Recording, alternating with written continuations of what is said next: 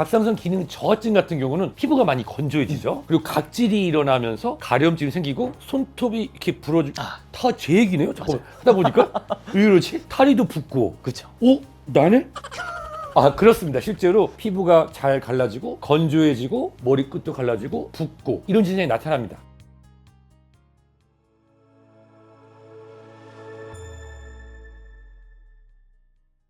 이번 영상에는 피부에 나타나는 세 번째 건강신호, 바로 호르몬 불균형입니다. 사실상 우리 인간은 뭐의 동물이다? 호르몬의 동물이다. 우리 몸의 모든 기능이 다 이 호르몬의 관여를 받습니다. 따라서 이 피부의 변화, 피부 건강 또한 이 호르몬에 아주 밀접하게 관련이 있다고 말씀드릴 수 있는데요. 특히 이 피부에 강력한 영향을 주는 호르몬이 바로 남성 호르몬 테스토스테론과 여성 호르몬 에스트로겐, 그리고 갑상선 호르몬, 당뇨랑 직결되는 인슐린, 이런 것들이 있습니다.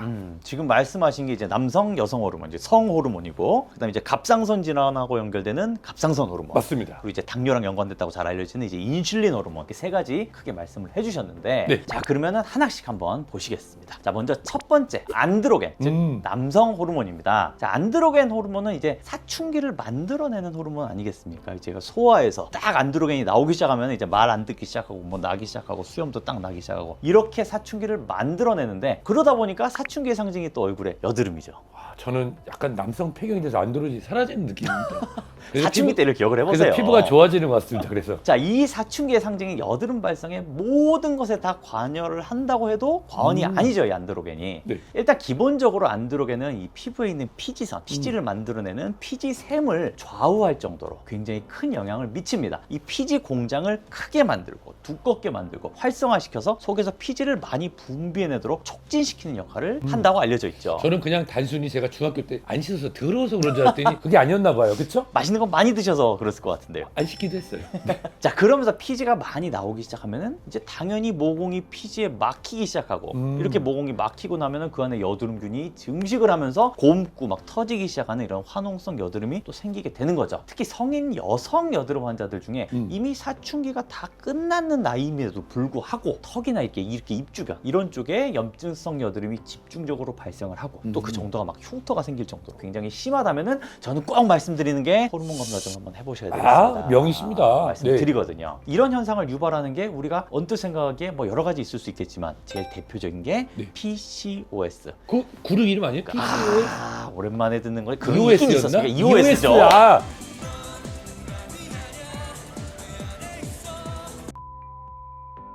PCOS, 이 다낭성 난소 증후군을 꼭 검사를 해봐야 되는 것 같아요. 맞습니다. 다낭성 난소 증후군 같은 경우는요, 기본적으로 여성의 난소에 여러 가지 물혹이 계속 생기면서 이 호르몬 교란을 일으키는 대표적인 산부인과 질환입니다. 대부분 처음에 산부인과로 먼저 가는 경우보다는 말씀 주신 것처럼 피부과라든지 탁과 진료를 보고 나중에 가요. 그래서 이게 뭐지? 왜 내가 남자도 아닌데 수염이 나지? 피부에 뭐가 나지? 그래서 그런지 가정의학과라든지 일반 대과에서도 흔히 보는 질환입니다. 우선 다낭성 난소 증후군이 있는 여성분들은 혈액 검사를 해보잖아요. 안드로겐이 높게 나와요.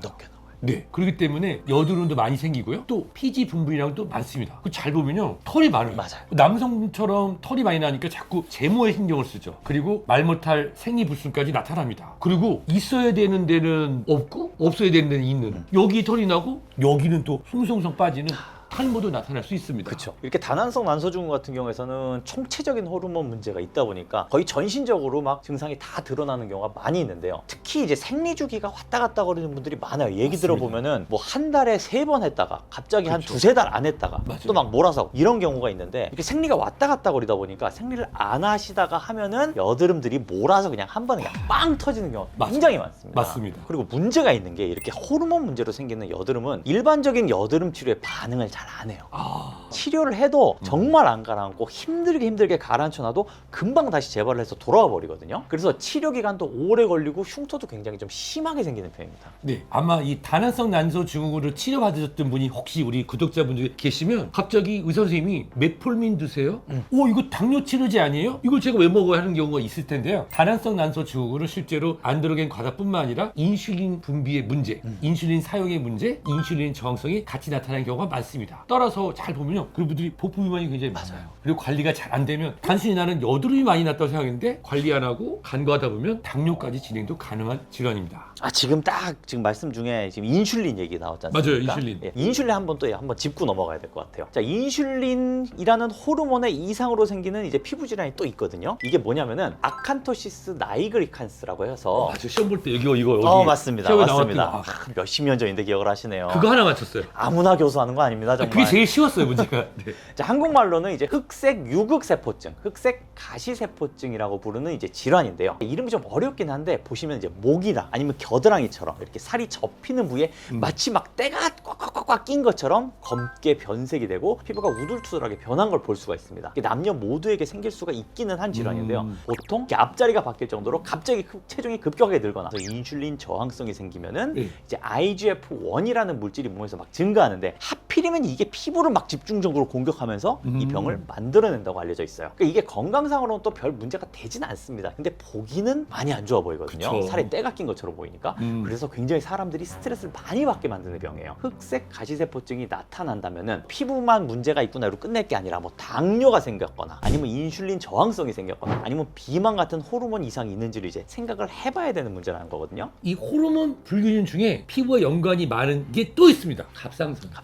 어떤 분들은 갑상선이 부어서 침이 안 삼켜진다는데 그건 편도선입니다. 갑상선은 여기 있어요, 여기. 사실 우리나라 같은 경우는 초음파가 굉장히 보편화되어 있고 혈액 검사가 보편화되어 있기 때문에 이 갑상선 질환에 대한 인지가 높고 실제로 많이들 진단받고 맞아요. 치료하고 있습니다. 남녀 모두 갑상선 질환에 노출될 수 있는데 특히나 여성에서 더 많이 생긴다고 알려져 있습니다. 자, 갑상선 지금 말씀을 해주셨는데 갑상선 기능에 이제 이상이 있으면 크게 이제 두 종류가 있지 않습니까? 네. 갑상선 기능이 너무 활발한 갑상선 기능 항진증 아니면 기능이 너무 떨어져 버리는 갑상선 기능 저하증이 이렇게 두 가지로 나뉘어져 있는데요. 맞지 않습니까? 맞습니다, 원장님. 갑상선 기능 항진증과 저하증 이 두 가지가 대표적인데요. 갑상선 기능 저하증 같은 경우는 피부가 많이 건조해지죠. 그리고 각질이 일어나면서 가려움증이 생기고 손톱이 이렇게 부러지고 다 제 얘기네요. 잠깐만 하다 보니까 왜 이러지? 다리도 붓고. 그렇죠. 나네? 그렇습니다. 실제로 피부가 잘 갈라지고 건조해지고 머리끝도 갈라지고 붓고 이런 증상이 나타납니다. 또 갑상선 기능 항진증 같은 경우는 오히려 좀 땀이 많이 나서 좀 습한 편이고요. 또 이게 피부가 얇아지면서 민감합니다. 심하면은 탈모를 경험하는 경우도 흔합니다. 마지막에 이제 여러 가지 변화를 설명을 해주셨는데 피부과에서 접근을 할 때 갑상선은 희한한 게요. 기능이 올라가도 탈모가 생기고 기능이 떨어져도 탈모가 생깁니다. 일단 이상만 생기면 무조건 탈모가 따라오거든요. 근데 그 중에서도 이제 갑상선 항진증에서 생기는 탈모가 굉장히 특이해요. 그래요? 좀 알려줘요, 나도. 이때 생기는 네. 탈모가 뭐라고 부르면 이제 네. 미만성 탈모증이라고 해요. 디퓨즈. 디퓨즈. 그렇구나. 자, 우리가 흔히 아는 탈모가 이제 대머리, 그쵸. 안드로겐성 본인은 탈모증인데, 이거죠? 그렇죠. 네. 안드로겐성 탈모증은 앞니마랑 정수리가 빠지는데 옆머리랑 뒷머리는 살아남거든요. 왜냐하면 이 자리가 안드로겐의 반응을 안 하는 자리다 보니까. 자, 근데 미만성 탈모증은 위치가 상관이 없습니다. 급속한 속도로 엄청나게 빨리 진행을 하면서 전체 두피가 그냥 골고루 다 빠져버려요. 싹 다. 이게 그리고 급속도로 일어나기 때문에 갑상선 이상을 유추해 볼 수 있는 현상 중에 하나예요. 지금 말씀을 들어보면 우리나라의 탈모 인구가 1000만을 바라보는데 굉장히 많습니다. 정말 이 갑상선 질환은 조기 진단이 굉장히 중요하다는 생각이 다시 한번 듭니다. 근데 이 갑상선과 피부 연관이 없어 보이지만 실제로 이 증상을 우리가 놓치게 되면은 이 갑상선이 갖고 있는 것을 놓치기가 쉽겠죠. 맞아요. 따라서 우리가 실제적인 피부의 변화뿐만 아니라 주변도 한번 봐야 돼요. 피로감이 좀 늘었나? 체중에 변화가 있었나? 불면증이 있는지, 또 손떨림이 있는지, 이런 부종이 있는지, 그리고 피부 상태를 피부과 전문을 통해서 꼼꼼히 보시면서 필요하다고 하면 혈액 검사도 받으실 걸 추천드리고 싶습니다. 그럼 이제 남성 호르몬, 인슐린 그리고 갑상선까지 다양한 호르몬을 살펴봤는데 남아있는 게 그러면 이제 여성 호르몬 하나 남아있지 않습니까? 맞습니다. 여성 호르몬 에스트로겐이 있는데요. 이 여성 호르몬 같은 경우에는 위에 말씀드린 호르몬과 또 다른 양상으로 피부에 영향을 줍니다. 쉽게 말씀드리면 이 여성 호르몬은요, 원래 피부에 도움을 주는 호르몬이에요. 피부를 더 탄력 있게 만들어주고 촉촉하게 해주고 이런 역할을 하게 되는데 문제는 폐기형을 경험하면서 에스트로겐이 급격히 급격히 감소한다는 것입니다. 이 갱년기에 나타나는 피부 증상은 에스트로겐 호르몬의 불균형이나 부족으로 나타난다는 것이죠. 자, 피부는 급격히 건조해집니다. 탄력이 떨어지고 주름이 깊어지고, 정말 심한 경우에는요, 산부인과 선생님과 말씀 나눠주면 실제로 심한 경우에는 산부인과 전문의분들이 이런 말씀을 하세요. 이 외음부 건조 때문에 가려움을 많이 느끼고 또 피부 묘기증이라 해서 이렇게 쓱쓱쓱 하면 뭐 피부에 막 긁혔쓰죠. 긁혔을 때 두드러기가 막 올라오고. 맞습니다. 이런 질환도 나타날 수가 있습니다. 실제 그래서 이제 이런 환자분들이 정말 말씀을 많이 듣는 것 중에 하나가, 나이가 들면서 조금씩 늙어가는 건 아는데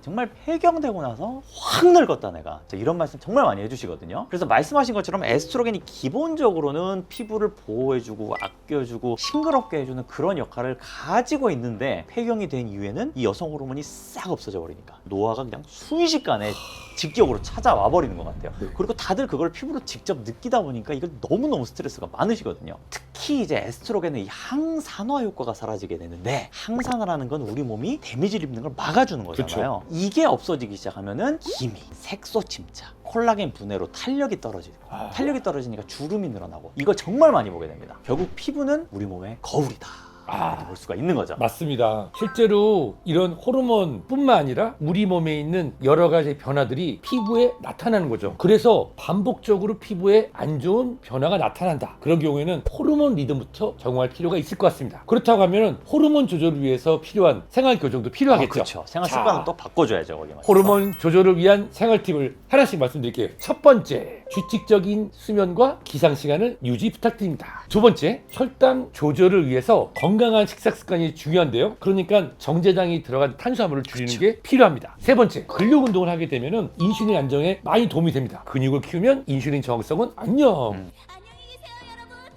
네 번째, 스트레스 관리가 필요하겠죠. 스트레스 받게 되면 여러 가지 호르몬 불균형이 올 테니까요. 다섯 번째로, 체지방이 실제로 이 성호르몬 생성 대사에 관여하기 때문에 체중 조절 꼭 지키셔야 됩니다. 처음에 말씀드렸던 이 다낭성 난소 증후군의 경우에 이 여성분이 5에서 10% 정도만 체중을 줄여도 생리 주기 회복, 그리고 여드름 개선 등의 효과가 있기 때문에 꼭 체중 조절 잊으시면 안 되겠습니다. 체중 조절이 그렇게 치료 효과가 많이 나오네요. 자, 피부는 우리 몸속 호르몬의 리듬을 때로 따라가는 굉장히 섬세한 장기입니다. 그만큼 피부에 이상 현상이 막 반복되신다면, 그냥 뭐 단순히 알레르기가 났다, 트러블이 났다 이렇게 치부하지 마시고 몸속 호르몬 밸런스가 무너졌다는 경고등일 수가 있습니다. 그 등에 뭐예요? 경고등 3개가 있네? 아유, 손자국이. 이거는 어제 또 말을 잘 안